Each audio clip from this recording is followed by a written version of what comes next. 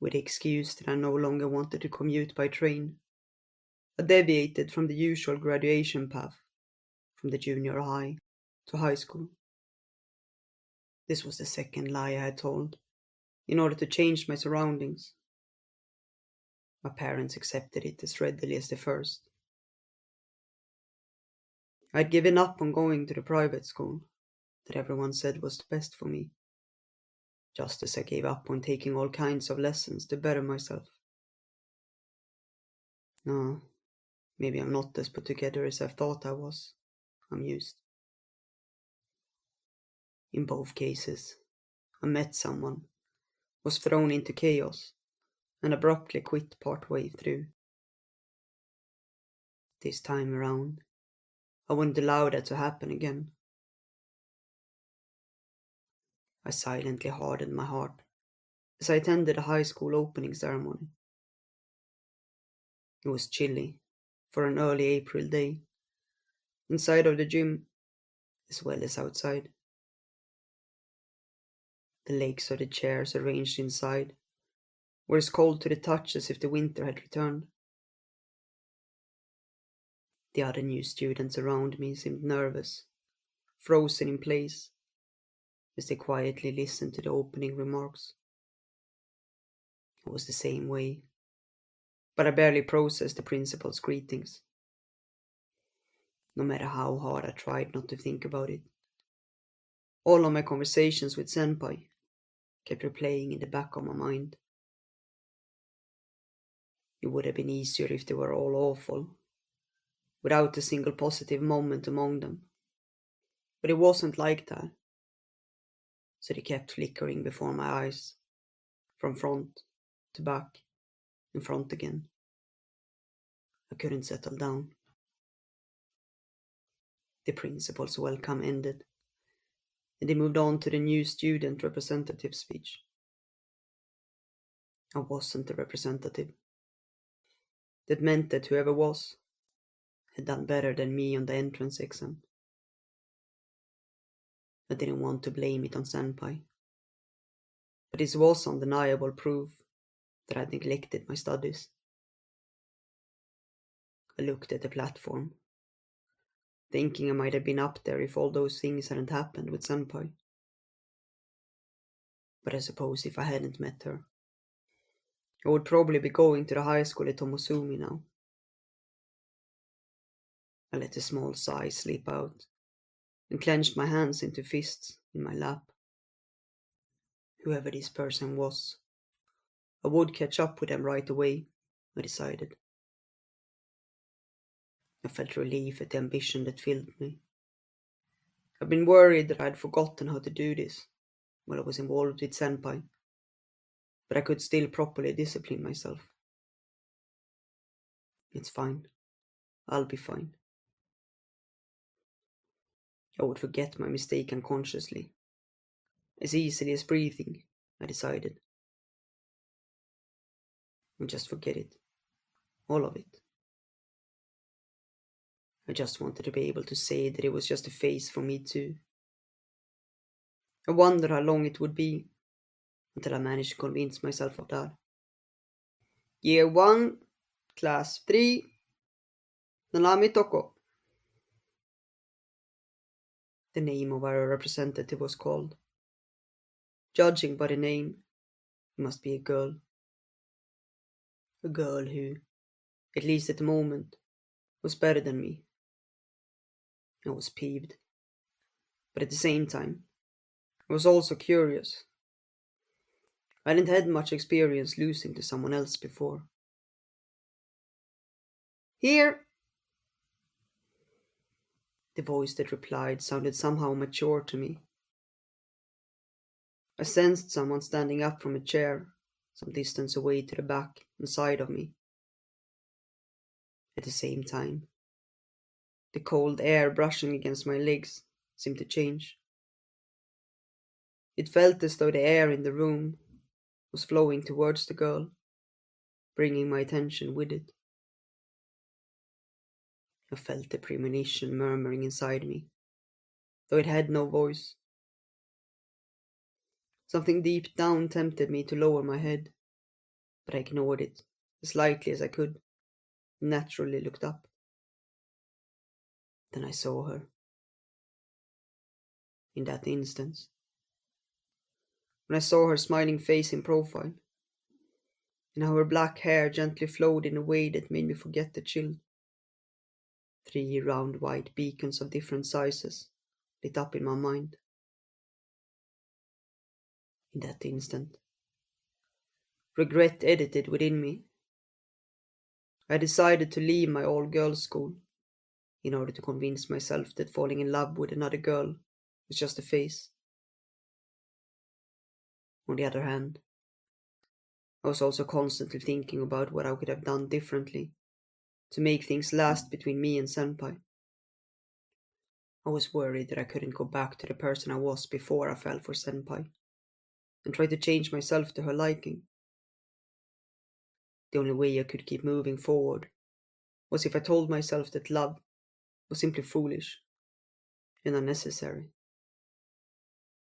I couldn't talk to anyone in my family about these feelings, and so I decided never to fall in love again to avoid complicating things further.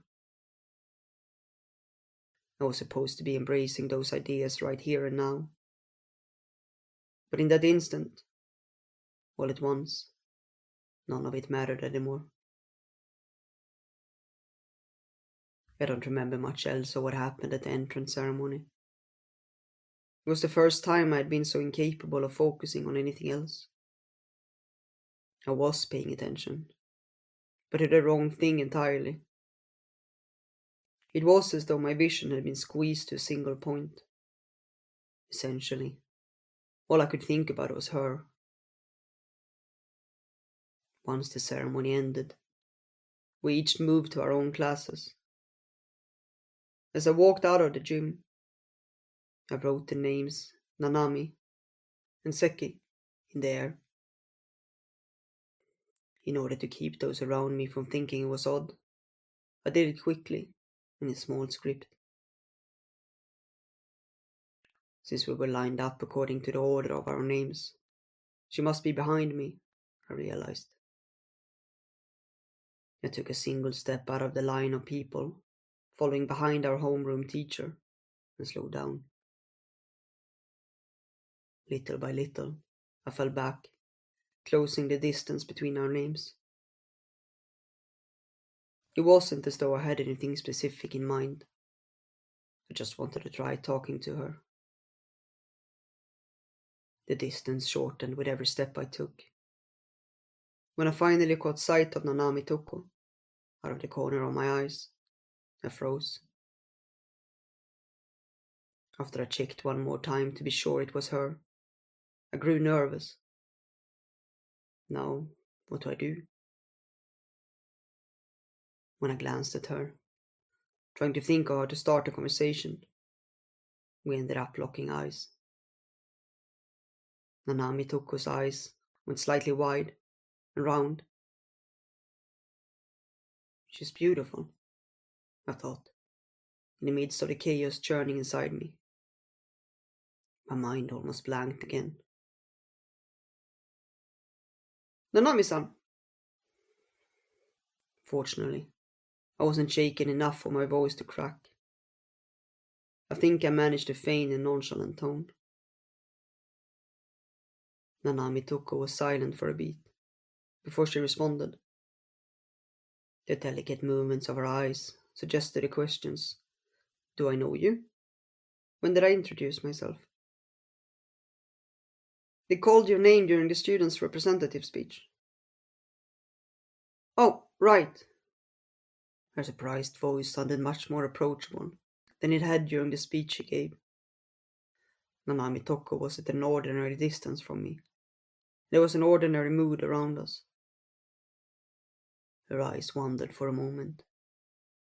Slowly, they seemed to make a circuit around the hall before she asked me, how was my speech? Did any of it seem weird to you? Although she acted casual, I could tell from her tone that she was genuinely wanted to hear my opinion. She had conducted herself with such confidence that she didn't seem like a new student before. so I hadn't expected her to need any affirmation. So instead of teasing her, I simply told her the truth. It was wonderful. If I'd been my normal self, I would have felt at least a bit competitiveness growing within me. But right now, I couldn't bring about that sense of strife. An even larger wave of emotion had swallowed it up and stifled it. Oh, good. Her face relaxed slightly, as though she were relieved. She quickly hid this moment of weakness, though, and looked at me more closely. Her eyes looked to be asking for my name. Seki. Saeki Sayaka. For the first time since I had started high school, I told someone my name. On the other hand, the entire body of new students probably already knew Nanami Toko's name. She was walking 1 or 2 steps ahead of me. It felt as though my heart was being tugged along with her. Seki-san, is it? Nice to meet you. You too. We both faced forward, and our conversation cut off there. Of course it would. We didn't have anything in particular to talk about. We both knew nothing about the other, even if there would be eventually something between us. This was still only the beginning of it all. As we caught sight of our classroom, Nanami Toko addressed me again. Say, do you have any interest in the student council? The student council? I'm planning to join myself. What about you, Seki-san? We stopped together by the side of the entrance to the classroom. I thought it was rather unusual for her to have already decided that on the first day of school. There were probably a fair amount of people who continued with club activities from junior high. But student council? Perhaps she had been yearning to do that sort of thing. Or maybe... Do you know someone on the council? I wondered if she was joining in order to follow someone else. To me, it was a simple question. Maybe she had an older sibling in the student council, or something like that. But there was something off about her reply, which came after a weighty pause. No, not really. Perhaps she was a terrible liar, or perhaps she was more shaken than I thought. But her reply was easy to see through. Her voice and body language were both harder than a clod of earth in winter. I felt like there was definitely more to the story, but we didn't yet have a relationship that would permit me to pry any further. I decided to change the topic instead. So, why are you asking me about it? We had only just started talking, so I was curious why she had invited me. As soon as the topic changed, Nanami Toko seemed to relax a little. She narrowed her eyes, as though she were looking at something slightly complex, and put her finger to her chin. Hmm, because you cannot seem like you'd be a serious person. What an honor. I felt as though someone else had told me that in the past. How many people saw me in that way? Though we say that people are all different, there are certain universal truths that apply to everyone. Perhaps this one was another case of that. Nanami Toko was probably beautiful to anyone who saw her. Perhaps I'll give it a try. In actuality, as long as Nanami Toko had invited me to do it, I probably would have followed her into the volleyball club, the softball club, or anything else she cared to name. When I looked at her again, my emotions were steeped in the essence of Nanami Toko. and I was being pulled in. She created a river between us, a sea, a powerful current. The surface of those waters was blindingly brilliant, so beautiful that those who came upon it could not look at it directly. It was nice meeting you. She welcomed me with a warm smile. When she faced me up close, I started to worry that my ears and face might be bright red every time we spoke from now on, or at least until I got used to it. But I could tell that there was still distance in her smile. If anything, it felt as though the smile might have been meant to protect that distance. Sensing that only made my interest grow all the more. As we went into the classroom, I remember when I had been invited into the choir club. I had met Senpai then, and failed. But now, someone had taken my hand again. I was doing it all over, as though I had forgotten the scars and the pain.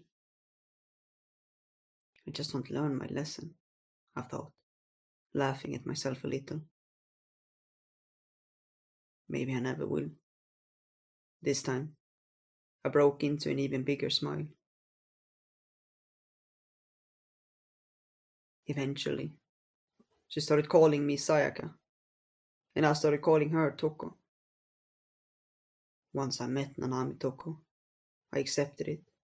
It wasn't understanding or resignation, just acceptance of myself and of the fact that I could only love girls.